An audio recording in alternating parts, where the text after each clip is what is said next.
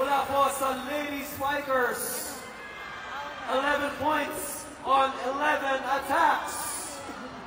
4-time MVP, Annalyn Salvador.